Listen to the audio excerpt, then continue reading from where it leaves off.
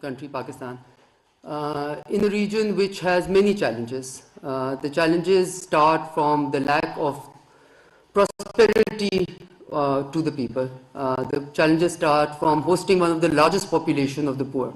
It does not give me great pleasure to be talking about acts of terrorism perpetrated from one country into another to ensure that economic prosperity never reaches the doors of this region.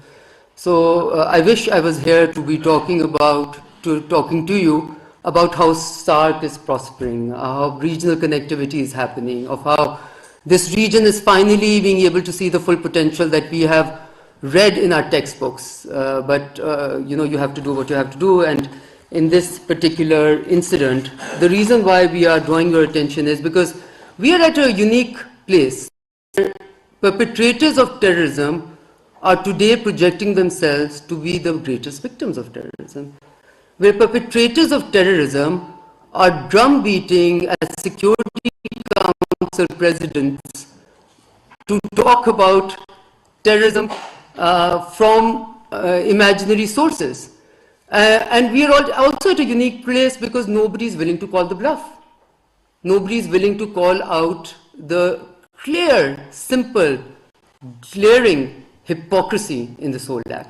So when we have evidence that is undeniable, that is indisputable, I think it is important for everyone who speaks of justice and universality of the value system that we have to call a spade a spade. And this particular effort is to bring to the attention of the world and to expect them and to really encourage them to see things based on evidence as they are. Now I know that the Interior Minister has already done a press conference on what we are calling the Lahore incident yesterday. This morning the Foreign Secretary of Pakistan was able to call in the diplomatic corps and share this dossier with them. This dossier, as you already know, has details, evidence of how India has found to be fully behind this particular incident which led to the loss of life. And we did not, unlike our neighbors, go the next day and blame one country or the other.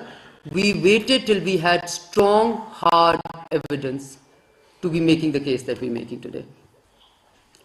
Now, let me say that we all claim that terrorism in all its forms and manifestations is condemnable. We also know that it poses a serious threat to peace and security. And I think if there's one thing that bogged this region down, it is the scourge of terrorism. And there's one country which has been on the receiving end of the scourge of terrorism, it is Pakistan. Yet the other country, which is the source of terrorism in Pakistan, continues to play the drum of being the victim of terrorism. I mean, it's a remarkable world, right? It's a very interesting proposition that we find ourselves in. Now, coming back to the Lahore incident, it is a clear evidence of a terrorist attack which was planned, which was supported by India, which was to target innocent civilians in Pakistan, Lahore, Johor town.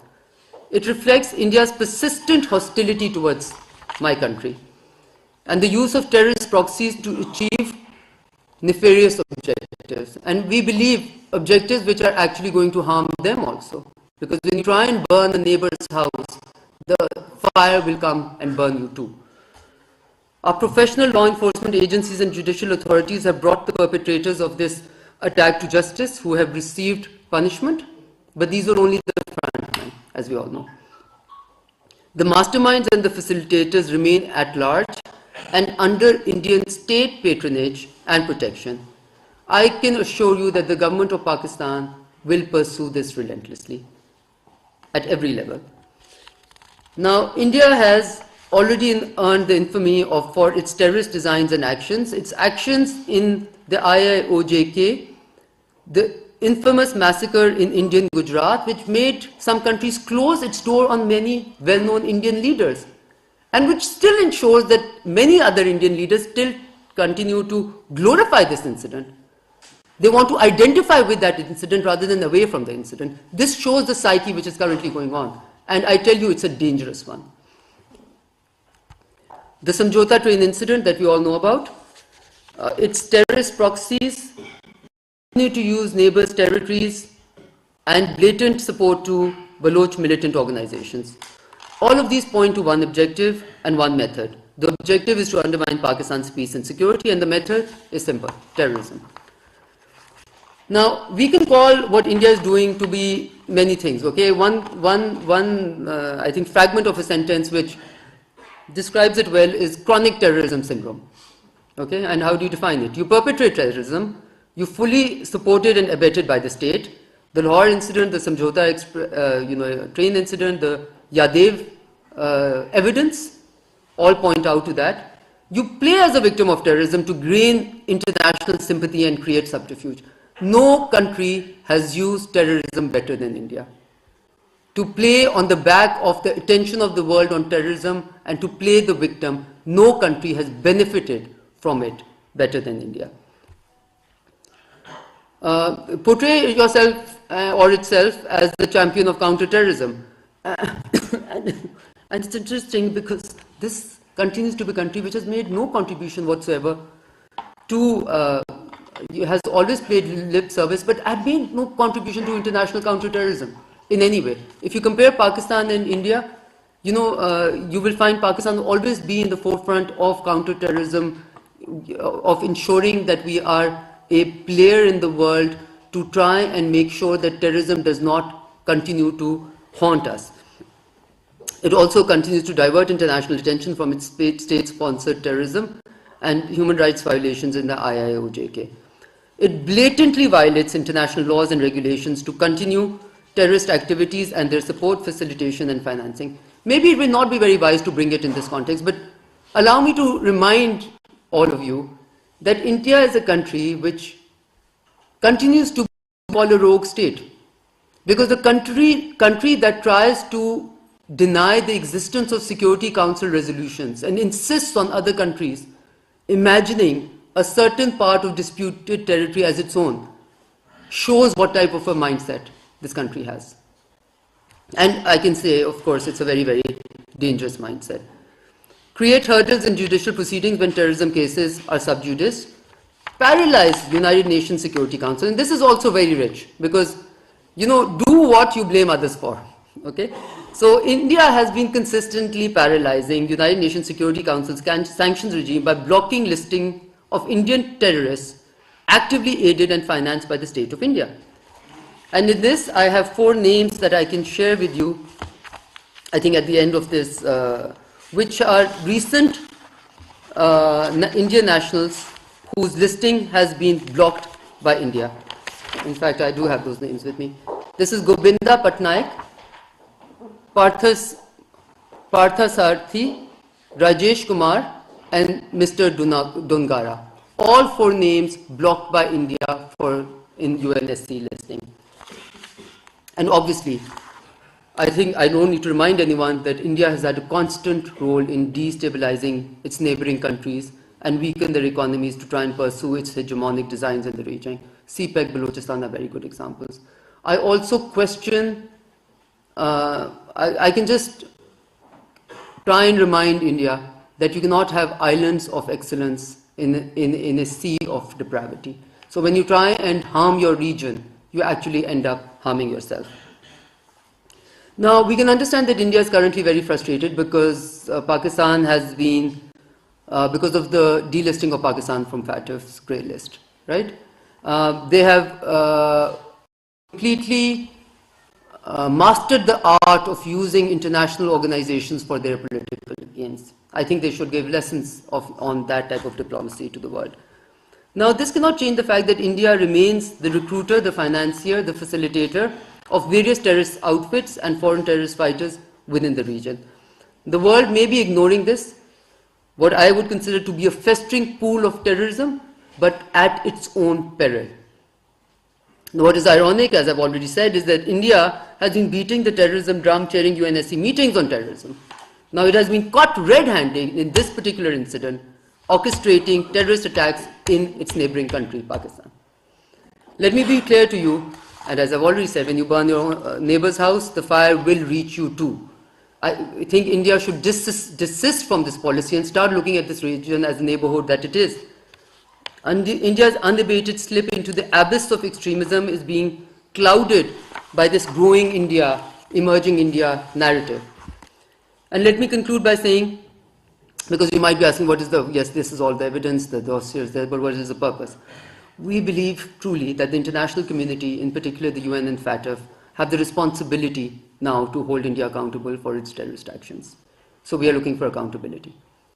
The Lahore incident for us is a test case for the credibility and integrity of international counterterrorism and counter-financing of terrorism regimes. The world must show that efforts to counter terrorism are non-discriminatory. The international conscience cannot be held hostage to what are clearly political and economic exigencies of the time. I also want to draw the world's attention to the victims who lost lives or were injured in the Lahore terrorist incident, as well as their families and loved ones. They look towards all of us for justice. We have shared this dossier with the members of the United Nations Security Council. We are also sharing it with the UN Secretary General. We hope that they would look into this evidence and fulfill their responsibility. Pakistan, for its part, will remain fully committed to eradicate terrorism in all its form and manifestations. As far as this specific issue is concerned, I know you already know from the Interior Minister's briefing, but I will just repeat. Red warrants through Interpol have already been issued. Mutual legal assistance requests to countries whose territory has been used for this incident have been sought, and we are, as we already said, will be formally taking it up at the UN. We have shared the copies, are in the process of sharing the copies of the dossier with the Security Council members and the United Nations Security Secretary General. And our expectations of the world is that if this is allowed, because of India's growing, because of what we call the exigencies of political and economic interest, we will all have to pay the price for it. We will all have to pay the price for it.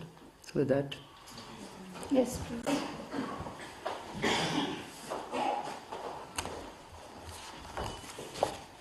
Ma'am Anand Wazir Bashar की तरफ से गुलभूषण यादव और फिर अभिनंदन और अभी ये जो मौजूदा हुआ है, तो क्या आपको उम्मीद है कि भारत को इन सब कुछ का सजा मिलेगा?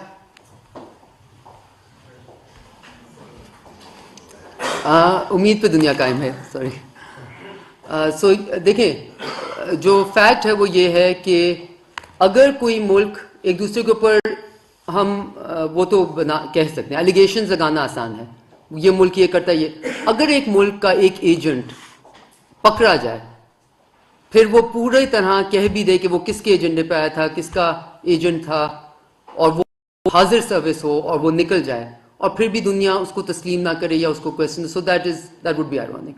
सो हाँ, हमें इस पे उम्मीद है कि ये जो इनका ट्रेल ऑफ एविडेंस आता जा रहा है, मैंने बल्कि आपसे नाम नहीं लिया ना, आपने अब ये मौका दिया, तो मैं इसका बताना चाहूँगी कि पिछले 3 सालों में 211 individuals of law enforcement agencies have been attacked through raw-sponsored attacks. There have been 1,213 attacks in Pakistan in the last 3 years, where we have evidence that they were raw-sponsored. Now, if I take you to the list of the last, आप कह रहे हैं ना कि उम्मीद इसी चीज़ पे हो सकती है ना कि दुनिया को नज़र आ जाए, सामने आ जाए कि कितना ज़्यादा उनकी तरफ से ये होता जा रहा है. Now, attack on PC Hotel Gwadar, 11th May 2019. Attack on Chinese Consulate Karachi, November 2018. Attack on Oil Exploration Company at Gwadar, October 15th, 2020. Suicidal attack at Gwadar, 20th August 2021. Suicidal attack on FC camp at Panjgor Noshki, February 2022. Indian disinformation campaign we all know about. So really, my question is, how much is too much? And is this not too much? And how would we allow a country to drum the terror, to use the terrorism drum on a platform like the Security Council? And how do we deny, then questions are asked about the credibility of these institutions, of course. So I think this is clearly a very serious matter, and real questions need to be asked. Yes, ma'am.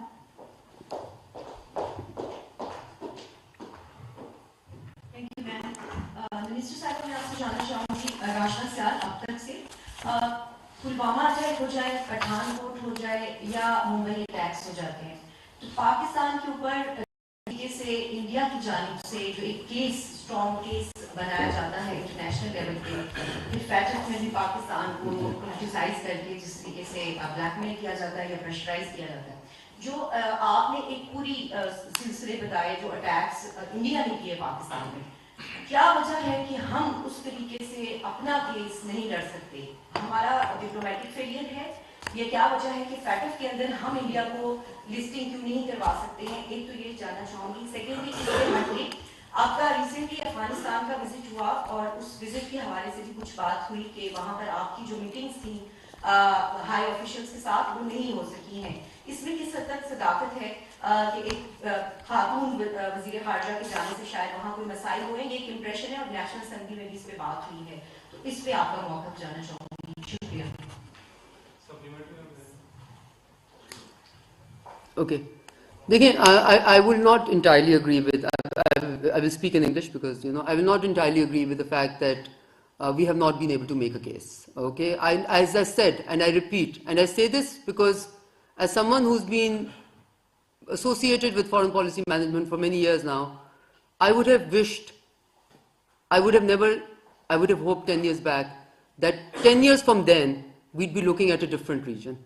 That we'd be looking at a region which is at least moving towards opening doors towards each other, for its people, towards prosperity. But we see this continuation of trying to, bog the region down with the scourge of terrorism, right? Now these incidents, the fact that you have Yadav here, all these are clear signs of a very large country trying to dampen the entire region through its, what I would consider nefarious designs. Right? I don't think these designs are good for India also, because India is also part of the neighborhood, the prosperity of the neighborhood. Now that thought process is something that you can't change, that we would like to be able to change. So if you see in the last 5 to 10 years, India has changed tactics and become much worse than it used to be, where it is now propagating, extremism in some ways, and propagating against certain minorities, what it did in IIOJK, what it did for its own elections, sent jets into one nuclear power, sending jets into another nuclear power. Do we need evidence of more irresponsible behavior for the world? That's evidence enough. And then we all found out what was in there, in Balakot, which was told, the world was told that there were certain camps, etc., and we found there were some trees. That's it. Do we need more evidence as to what country is doing what? So I think that case is well made. I don't think it is.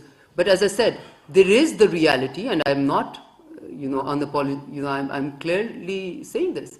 There are political and economic exigencies which are making some entities look away from obvious things. We decided that we are not going to take any other questions, but that Afghanistan के ऊपर नहीं लेना था, लेकिन क्योंकि ये clarification देने का मौका मिल रहा है, इसलिए मैं ये क्वेश्चन बिल्कुल लूँगी। देखें, पहले तो हमारा एक असूल है, मैं ये and I am using this opportunity, thank you for giving me this, हम दफ्तर खारजा हैं, ठीक है, स्पोक्स पर्सन दफ्तर खारजा को रिप्रेजेंट करती हैं। हम सारे यहाँ पे जो लोग बैठे हैं वो आला अफसरान दफ्तर खारजा के हैं।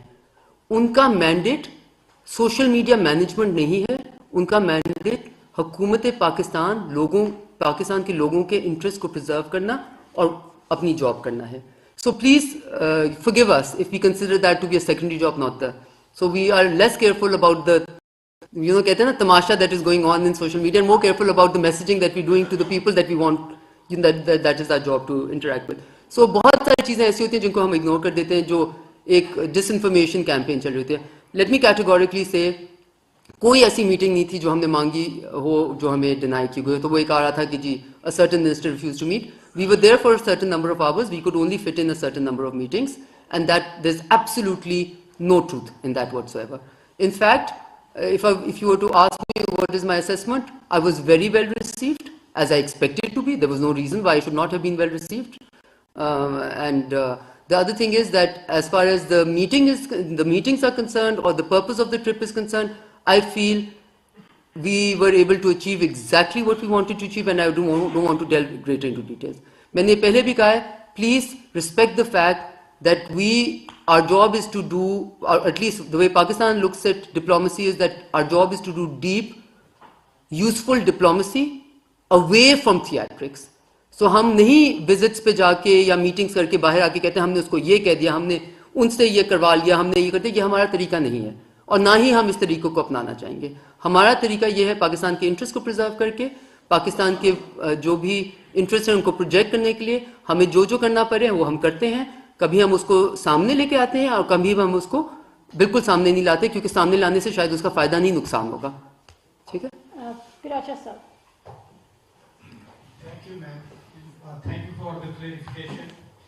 My question is, when on one side of our borders, India is sponsoring terrorism, the other side of the border, we are under perpetual state of firing and many innocent Pakistanis, they are being killed. But why still the world is silent? Why still the world is not standing with us? This dossier, as you are speaking today, heard 3-4 dossiers of the same kind in the past.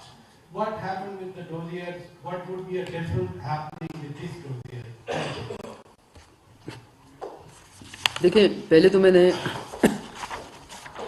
آپ کو پورا actions کا بتا دیا کہ ہم اس میں کیا کیا کرنے جا رہے ہیں. ریڈ وارنٹس ایشو ہو گئے ہیں, میوچل لیگل اسسٹنس کی ہم نے ریکویسٹ دے دی ہیں. یہ ایک ایسا کیس ہے جو کہ پہلے بھی ڈوسیئرز ور obviously based on evidence. یہ ایک ایسا کیس ہے جس میں undeniable evidence ہے of not only state sponsorship but propelling, جس کو کہتے ہیں master mind sitting under state patronage, continuing to enjoy state patronage. All cases are very good cases. This is a particularly unique case where nobody, it seemed, tried to even hide what they were trying to do, right? So this is the strongest evidence that there could be. I think we look towards the region, we took towards the world to see reality for what it is and to try and discourage a very large country which could, frankly speaking, play a role of bringing peace and prosperity to the entire region, to not to be a harbinger of that and not to become a perpetrator of terrorism and the face of terrorism in the region, right? This is all we can see. However, let me also say that when it comes to managing your border areas and when it comes to making sure that they're peaceful, we will also do whatever we need to make sure that Pakistan's security is always seen to be before anyone else's. Pakistan will never compromise on what is its own red lines. Pakistan is also very cognizant of the fact that we want to engage with everyone in a way that we'd rather find mutual solutions, right? I think we're in the process of engaging very deeply with all entities to be able to do that. So it's, I can tell you that security of whether it's our diplomats, or our other personnel in foreign missions here, or people, civilians also, because I think میں اس پہ یہ بالکل کہنا چاہوں گی, بہت ایک عام تاثر ہے کہ جی سویلینز ہو گئے شہید تو it's okay. Of course it's not okay. ایک پاکستانی شہید ہونا کہیں پہ ہمارا, ہم نے اس کو اینڈ تک, we have to make sure that an incident like that never happens again. جو نقصان ہو گیا اس کو تو واپس نہیں لا سکتے. But we take this very, very, very, very, strongly, strictly, and take it very seriously. Yes. Thank you, ma'am. So, a little bit with a different angle, with the angle Mr. Prata asked the question. So, with a different angle, what happened with the previous dossiers with the UN, that the copies were shared, and copies were also shared with State Department, with the top US officials. But we know the Americans do not listen to the Pakistani narrative. Number one, what strategy you are evolving this time to effectively present Pakistani narrative on Indian terrorism? What strategy you are adopting? Your lobby in Washington is weak, your lobby in UN is weak. And second, the previous dossier when it was presented, we were told that Pakistan is also considering to present it somewhere in a formal tribunal or a court of law for a formal punishment. So what international law says, are you considering to take up this with some international tribunal, crimes tribunal, or some international court of justice? so that the issue could be formally, legally under international law, because Indian state terrorism is being committed and that has been established. So it becomes a full-fledged case against state of India. Thank you, ma'am. Thank you.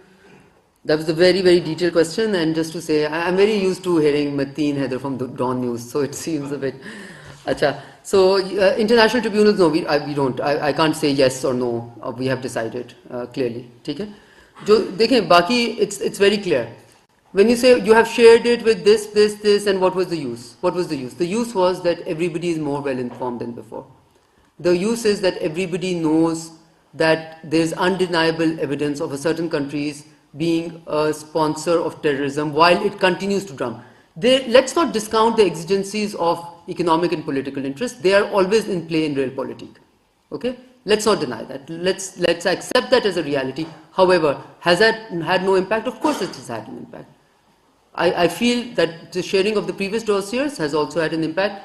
And as far as asking, Keji, what is your strategy and your lobbying is weak, I'd rather my lobby be weak but my case be strong. Okay?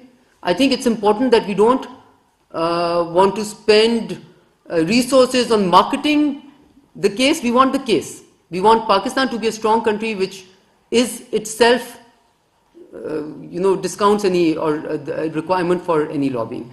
And I think today I will slightly at least disagree with you and to say that nobody is listening to Pakistan. I don't think that's the case at all. I think we see a lot of openings within Europe, within the US.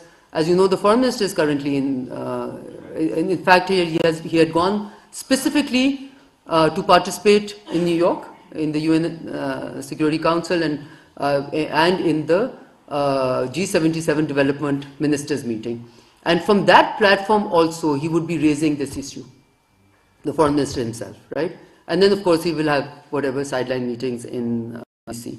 So this is going to be a consistent, persistent effort, okay? But let me say this again. I would rather that a country like mine not have to waste its energy in these efforts and would rather use its efforts towards regional connectivity, towards prosperity, towards projects which are for mutual peace and prosperity rather than projects which have to show how the other has been a perpetrator of terrorism in my country. So we would hope that this will just, that the mindset would change, that the actions would change. But if we are forced to, because of these actions, then of course it is our job to make sure that the world knows of what's happening over here. Here, I think I'll just try that. second. ये बताएं कि अभी आप पाकिस्तान गई हैं, वहाँ पे जो इंडिया के तरबियती मराकज़ थे, क्या इस हवाले से उनसे बातचीत हुई है, मुकम्मल खत्म हो गई या अभी भी मौजूद है? दूसरा ये कि इंडिया कोई बालाकोट जैसा ड्रामा करने के मूड में इस बारे में इतलाह है?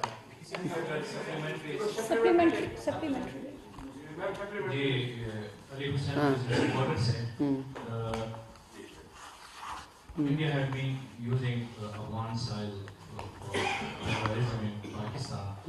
अब चूँकि तालिबान वहाँ पे हैं, एक साल से ज़्यादा हो गया ऐसा, क्या दोजियर है इसमें या आपके यहाँ या हमारे यहाँ कोई एविडेंस है कि अफगान साइड अभी भी जो है टेररिज्म के लिए पाकिस्तान के खिलाफ यूज़ हो रही थी? Thank you. Okay, so एक और सप्लीमेंट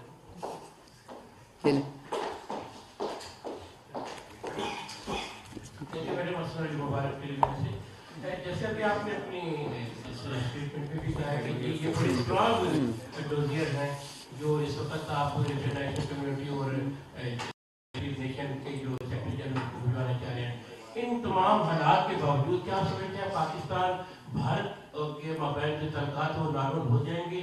क्योंकि अभी तक तो स्टेट टेररिज्म की हमारे बल्किस्तान के अंदर पूरे पाकिस्तान के अगर इस केस की बात करें, इसकी प्रेस कॉन्फ्रेंस हो रही है, तो उसमें भी एक थर्ड कंट्री पे है जिसके अंदर ये सारा कुछ बनाया गया. वहाँ पे पाकिस्तान के कुछ कैदियों को वहाँ से रिहा करा के फिर उनको इस्तेमाल यहाँ पे किया गया.